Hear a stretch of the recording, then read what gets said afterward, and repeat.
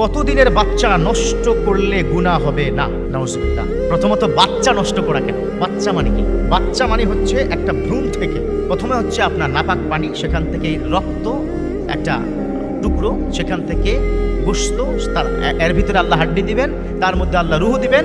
ওই রুহ দেওয়ার পরে কিন্তু বাচ্চা তার আগে না।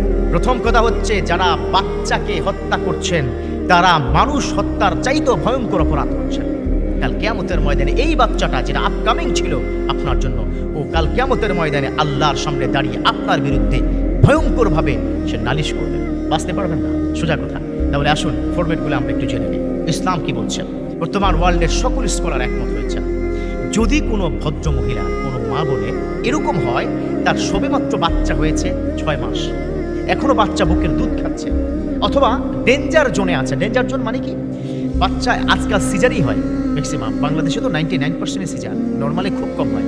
সিজারে যখন পেটটা কেটে ফেলে, ওই বাচ্চার পেটের জায়গাটা কিন্তু ওই মহিলার, মা বোনের সেন্সিটিভ হয়। এখানে চাইলেও নতুন করে আবার কাটার সুযোগ নাই।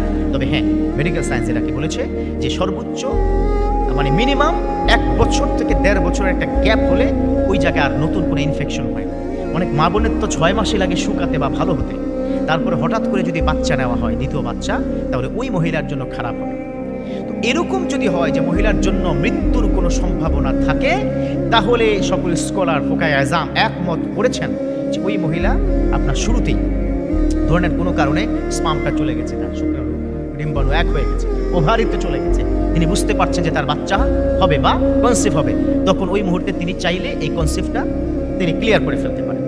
আবার বলছে সাবধান সাবধান সাবধান, এটার সময় কিন্তু যখন বাচ্চার হার্টবিট আসবে 6 সপ্তাহ পরে বাচ্চা নষ্ট করা যাবে না, কারণ সাধারণত 6 থেকে 8 সপ্তাহের মধ্যে বাচ্চার হার্টবিট আসে।